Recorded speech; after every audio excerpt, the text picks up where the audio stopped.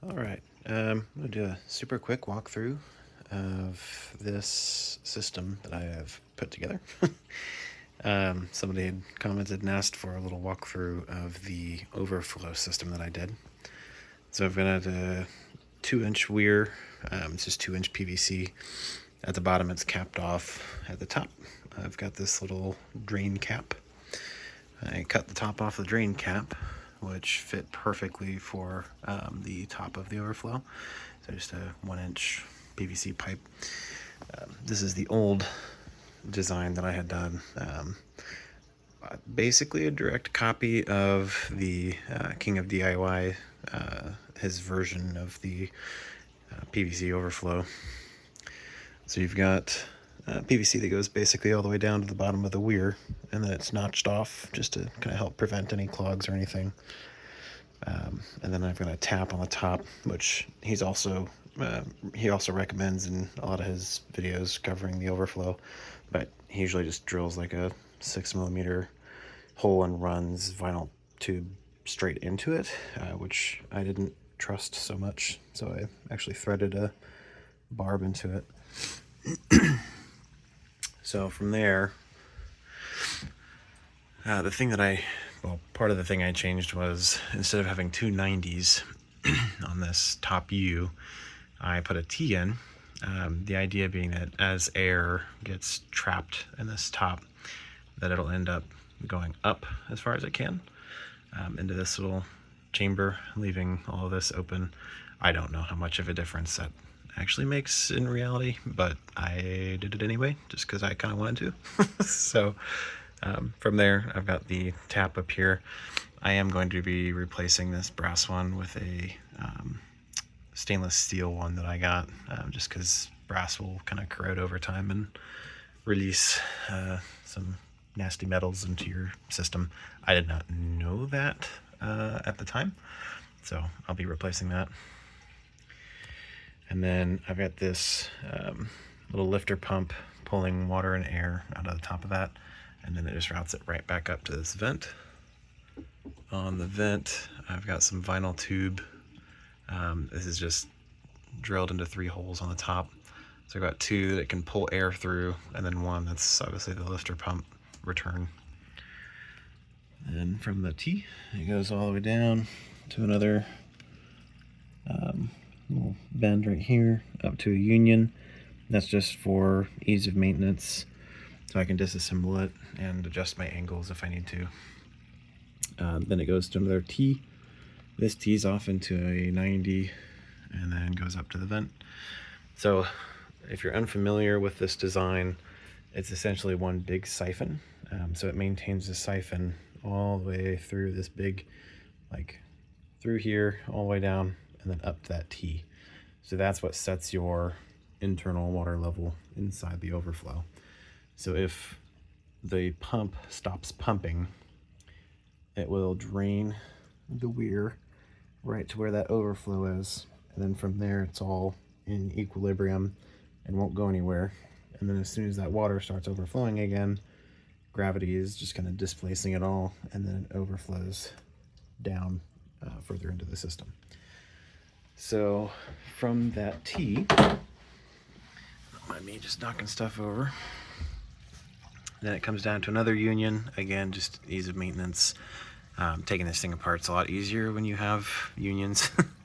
And then a ball valve. So when you first start your siphon, you have to close off this end and then pull air through your vent. And if you have water in the weir, what that does is pulls water up and through. In my case, I've got the lifter pump, and so it pulls all the air out and kind of does the job for you. So all you have to do is close the valve, hold your hand on the vent, and let the pump do its thing, and it just pulls all the air out and starts that siphon up. So it's also a nice safety if for whatever reason you lose power or anything and lose your siphon. That lifter pump, as soon as your power is restored, will prime the whole system, and that way when your pump turns back on, you don't have a in my case 20 gallons of water overflowing out the top of your tank. So it's a good peace of mind addition. Probably one of the best $40 I've ever spent, because nobody really makes those. They're tricky to find. It's a little diaphragm pump is all it is. So from there comes down into these filter socks. This is a 20-gallon sump kit that I got and built myself.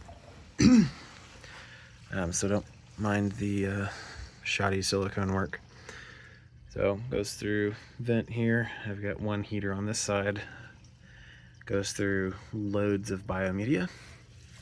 Goes into a little like off-gassing chamber. I have thrown some sponges into that just to kind of help just have more filtration, I guess. I do have to replace that pretty often. I do have a fine layer of filter floss down at the bottom that gets clogged up, and then it just runs over that wall after a while. And then from there, I've got a 660 gallon per hour DC Hydro pump running off this controller. It is a DC pump, so you can set your flow, but what I decided to do instead was take advantage of the full flow, and I added a bypass line. So the pump goes right into a T, and then T goes into a CO2 injection T, and then into a CO2 reactor. This is the Surges style reactor, and then from there goes all the way up to the return. But so this valve controls your bypass, and then the lower flow you have going through the bypass, the more water it forces up through the return. So you can really easily set how much water, and then any additional water the pump's putting out just gets recirculated through your media, so you have even more water flow going over your media. I also have a smaller, like 220 gallon per hour pump.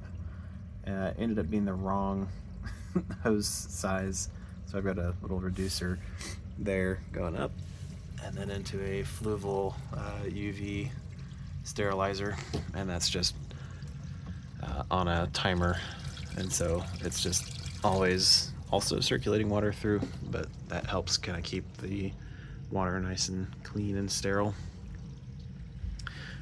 And then the other kind of nifty thing that I have set up here, I have a line coming from an RO system, and so the RO system is set up with an auto shut off, as most should be. And it's controlled by this solenoid, and the solenoid it runs off a 24 volt power supply, so I had to wire it up, and then that's controlled by a smart switch, which I just realized is on. So that shuts the solenoid off. Then I have a float valve down here to set my water level. So for 1 hour every 2 days, the solenoid would kick on, and then the float valve runs RO water into my sump until it reaches that set level. I also have a CO2 tank set up, obviously going into that injector there, but I've got it run all the way up here to a fun little glass bubbler, just so you can kind of visualize it. And then it runs into this little T, and then from the T it runs into the reactor. So I've just got some media and a empty filter cartridge in there, and that dissolves CO2 into the system. And that's kind of everything.